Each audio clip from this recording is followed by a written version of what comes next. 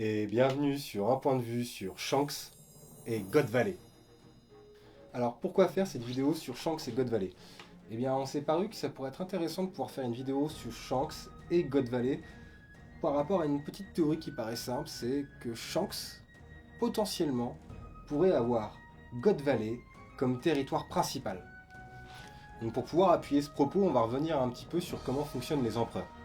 Donc les empereurs sur One Piece, ils fonctionnent d'une façon à peu près similaire les uns les autres. On a d'abord Barbe Blanche, on a eu Big Mom, on a Shanks, on a Kaido, et aujourd'hui, maintenant que Barbe Blanche est mort, nous avons Marshall D. Teach. Tous ces empereurs ont en commun d'avoir une zone d'influence, c'est-à-dire un territoire avec des pirates qui leur sont fidèles, et une façon de plus ou moins bien fonctionner les uns avec les autres, de manière à ce que ça crée un équilibre avec les Shichibukai et le gouvernement mondial.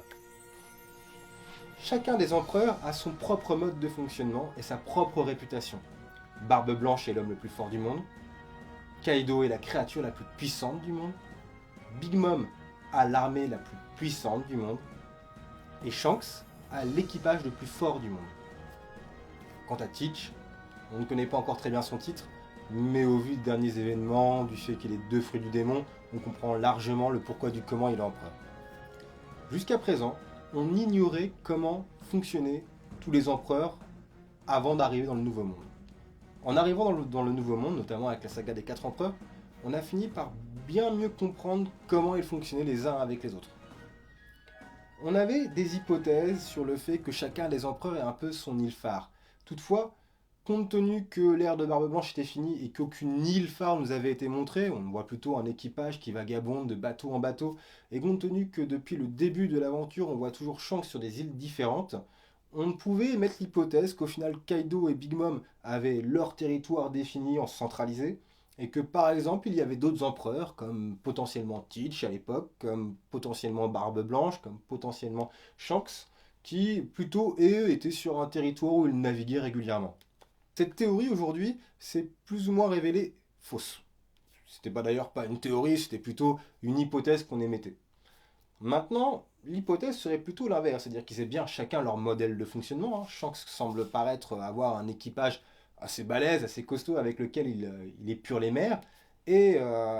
par exemple, Kaido semble avoir plutôt une énorme armée de personnes relativement novices, mais un territoire qui est quand même bien défini, et une armée qui est quand même très grande. Quant à Big Mom, on pourrait plutôt parler d'un territoire extrêmement vaste, avec plutôt une armée moyenne, mais remplie de super rookies, par exemple. Bref,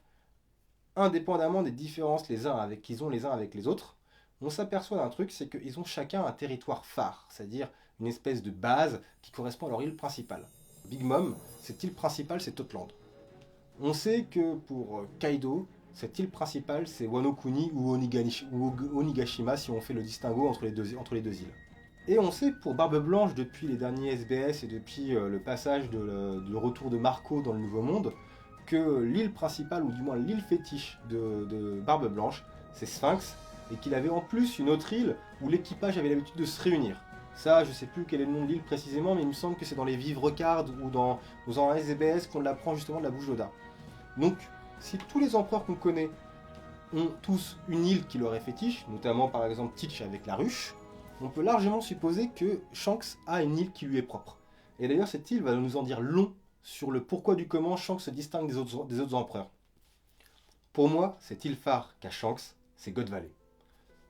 Qu'est-ce qui me fait dire que Shanks a God Valley comme île phare, notamment par rapport à son influence par rapport au monde de One Piece? Le premier élément qui, pour moi, crée le lien déjà de base entre Shanks et God Valley, sans parler encore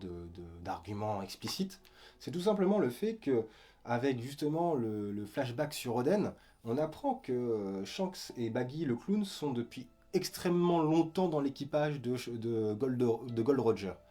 On sait qu'ils étaient déjà dans l'équipage déjà aux alentours d'entre 5 et 8 ans. C'est ce que laisse supposer du moins le flashback. Et je pourrais même faire l'hypothèse, ou du moins admettre, que Shanks est potentiellement dans l'équipage de Roger depuis toujours. On a bien compris, notamment au travers du flashback avec Barbe Blanche, que c'était des pirates qui avaient des similitudes dans leur manière de construire leur équipage et leur fidélité, et qu'ils avaient aussi tendance à prendre des orphelins. On peut imaginer par exemple que Marco est peut-être un orphelin avec Jaws depuis le départ dans l'équipage de Barbe Blanche, et ça se trouve que Shanks et Baggy c'est la même chose du côté de Roger.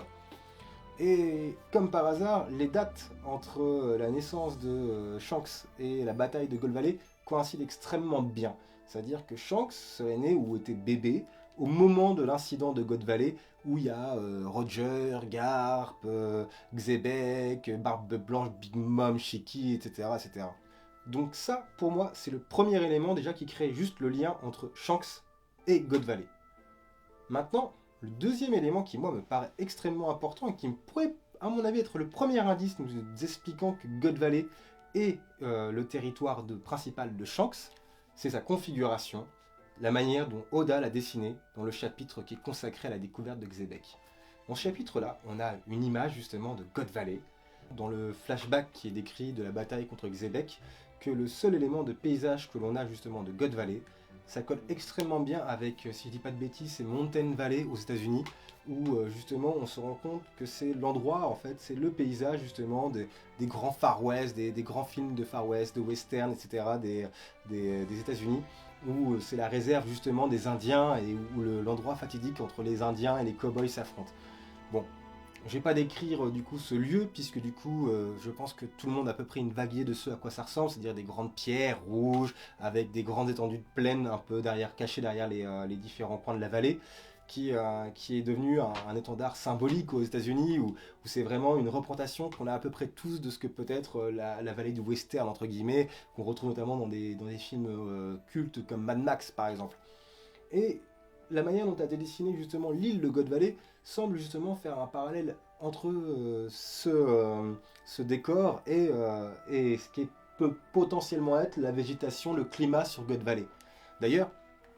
vu la ressemblance entre le nom de God Valley et de Mountain Valley, on comprend très bien l'aspiration de Oda. Mais on peut aussi se dire que c'est peut-être pas qu'une inspiration, mais on peut aussi émettre l'hypothèse que c'est aussi un indice que nous donne Oda pour nous dire que cette île-là, on risque peut-être de la revoir plus tard. Et je pense même que c'est l'île principale de Shanks.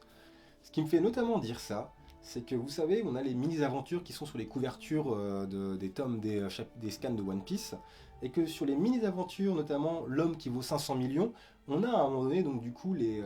chouettes, les mouettes qui vont faire le tour du monde de One Piece et qui vont distribuer les informations comme quoi Luffy a vaincu Doflamingo, qui vaut maintenant 500 millions de berries, et donc on voit tous les personnages un peu phares qui découvrent la nouvelle et avec leurs impressions, et à un moment donné on a donc deux pages, cette page et cette page-là, où on voit justement donc l'équipage de Shanks, puis Shanks, sur un paysage. On voit notamment des cactus, on voit justement des pierres qui ressemblent vaguement à un paysage, une ambiance de western type Mountain Valley, et qui laisserait supposer en fait que peut-être c'est l'indice ici présent qui lui permet de faire le lien entre God Valley, qui ressemble et dont l'inspiration est clairement Mountain Valley, et Shanks et son équipage, qui visiblement sont dans un paysage qui ressemble extrêmement bien à ce qu'on pourrait se faire dans notre imaginaire d'un paysage de western, et qui donc collerait bien avec cette idée qu'en fait ils sont potentiellement à God Valley. Donc si on ajoute au fait que God Valley a un lien peut-être historique avec Shanks, que c'est une île symbolique et extrêmement puissante, puisqu'on sait qu'il y a eu des Tenryobito qui ont fait de l'esclavage là-bas potentiellement, qu'il y a eu la grande bataille de God Valley avec Garp, Roger, etc., etc., et que Shanks a dû avoir vent des histoires de son maître, a dû vouloir justement à un moment donné à revenir sur cette île-là, notamment si c'est peut-être potentiellement son lieu de naissance ou un lieu symbolique pour lui. Et si on ajoute à ça, c'est justement ces indices visuels où on sait que God Valley doit ressembler grosso modo à Mountain Valley, et que l'équipage de Shanks sur les couvertures sont vus dans un paysage qui ressemble, ça paraît pas totalement idiot de se dire que potentiellement en fait God Valley peut être devenu le territoire principal de l'équipage du Roux. Compte tenu de la symbolique de cette île et de que c'était une île qui a apparemment disparu, ça expliquerait pas mal de choses en fait sur le cas de Shanks, qui est pour l'instant inexplicable, parce que c'est un des 4 empereurs, il est extrêmement réputé, 4 milliards de berries quand même, quasiment aussi haut que Big Mom et Kaido, qui ont au moins 10 ou 20 ans d'expérience de plus que Shanks, et au moins 2 milliards que de Teach, qui a quand même fait une entrée extrêmement violente et forte dans le paysage des empereurs, alors que pourtant on ne sait rien de Shanks, si ce n'est qu'il a un bras en moins, qu'il est potentiellement un épéiste, puisqu'il affronte régulièrement Mihawk, et qu'en prime, Bon, c'est un très grand utilisateur de haki, ça on le comprend plus ou moins avec les différents éléments qui sont donnés dans le manga, mais surtout qu'il n'est a priori pas un utilisateur de fruits du démon. Alors comment expliquer que quelqu'un comme Shanks, qui semble pas être un monstre, ça semble être un être humain à part entière, Big Mom a une peau en acier, Barbe Blanche est l'homme le plus fort du monde, il mesure quand même 7 mètres, Teach ne dort jamais et est capable de manger 2 fruits du démon, Kaido, on ne sait pas encore trop ce qu'il est, mais visiblement c'est une créature. C'est quand même un mec qui a mangé un zone qui lui permet de se transformer en dragon géant, avec un équipage qui est quand même assez mastoc, en tout cas dans les grosses têtes, et qui paraît en tout cas pour l'instant invincible. Tandis que Shanks a l'air d'être un être humain, manchot, un grand utilisateur de haki, mais le fait d'être un grand utilisateur de haki ne permet peut-être pas pour l'instant de justifier le fait d'être un empereur en tout cas. Peut-être que ça pouvait être vrai à l'époque de Roger, puisque l'ère de la piraterie n'est pas encore lancée, que Big Mom et Kaido, comme le rappelle Sengoku, ne sont encore que des, entre guillemets, amateurs ou grands pirates en puissance, on va dire, et que son seul rival est Barbe Blanche, qui est déjà un monstre, et que Roger est déjà un monstre de haki, un épéiste. Et de toute manière, je ne ferai pas d'hypothèse sur la puissance de Roger, parce que du peu qu'on a vu, on ne peut pas en faire. On sait juste que c'est déjà, sans fruit du démon, sans arme spécifique, un monstre. Voilà, tout simplement. Mais est-ce que si Roger avait navigué sur les mers au moment de l'époque de Luffy, il aurait pu, sans fruit du démon, sans armes, sans rien, justement pouvoir s'imposer comme un empereur? Ça, c'est une bonne question à se poser, en sachant que le concept d'empereur, de ce que l'on en sait, apparaît plutôt à l'époque justement post-Roger, c'est-à-dire l'époque de l'ère de la piraterie, comme ils le disent, où justement donc il y a visiblement des territoires qui commencent à se construire dans le Nouveau Monde, sa conquête qui se fait, les empereurs qui se construisent, et je suspecte même que c'est suite à la création des empereurs que les Shichibukai sont créés pour créer un équilibre justement. Or, Shanks est considéré quand même comme une menace. Visiblement, le gouvernement mondial le craint. Il arrête quand même sans sourciller Akainu à la bataille de Marineford. Il arrive à stopper Kaido dans son élan pour aller jusqu'à Marineford. Bref, on a énormément d'éléments qui tendent à prouver que Shanks c'est quand même pas un mec qui est là pour déconner ainsi que son équipage. Si maintenant on revient à God Valley, cette île qui a mystérieusement disparu d'ailleurs, en sachant qu'il nous reste encore une arme antique dont on ne sait absolument rien, qui est Uranus, on peut peut-être faire l'hypothèse qu'il y a un mystère, un secret qui est lié à God Valley, expliquant pourquoi Xebec qui était avec toutes ces brutes de l'époque, et le lien mystérieux avec les Tenryubito qu'on ne comprend toujours pas pour l'instant. Et peut-être que justement ce lien, sans forcément dire que c'est Uranus spécifiquement, correspond à une arme, à une capacité, à un truc par rapport à l'univers de One Piece qui font de God Valley une île extrêmement puissante. Si Shanks a trouvé le pourquoi du comment de la particularité de cette île, que ce soit Uranus ou autre, on peut imaginer que c'est à partir de là qu'il s'est imposé comme empereur, puisqu'il devait déjà être extrêmement puissant de base, et avec le secret de God Valley, que je pense peut-être être Uranus, c'est une hypothèse pour l'instant que je jette comme ça comme un pavé dans la mare, et ben du coup ça se ferait que Shanks en fait, et ben, il arrive à utiliser en fait cette capacité à l'île à disparaître on va dire,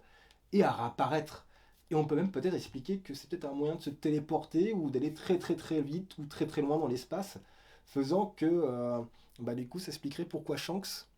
par le biais de l'arme qui est sur God Valley ou quelque chose comme ça, qu'importe, arrive justement à toujours arriver miraculeusement extrêmement vite dans tous les éléments historiques et de narration de l'histoire de One Piece. Rappelons qu'il arrive quand même du Nouveau Monde jusqu'à Marineford en très peu de temps. Il s'agit là bien évidemment d'une hypothèse, hein, c'est entre guillemets c'est une théorie que je fais comme ça un petit peu à la va-vite. Puis ça me permet aussi de tester ma chaîne YouTube, donc si jamais vous avez des retours à faire sur le format, sur la façon de faire, etc., n'hésitez pas à en faire en commentaire. Et j'espère bien entendu continuer d'améliorer un petit peu ce format, de faire des tests à droite à gauche, je fais ça plutôt pour m'amuser. Puis j'adore One Piece, donc c'était une très bonne manière de tester ces formats-là. Puis je pense que quand ils seront au point, je commencerai enfin la vidéo sur sur quelque chose d'un peu plus construit, en tout cas en termes de théorie par rapport à One Piece, pour enfin un peu partir sur le sujet qui me plaise un peu plus, tout ce qui va être éducation populaire, analyse de films, de séries, etc. En tout cas, je vous souhaite à tous une très bonne soirée, une très bonne semaine et à très vite.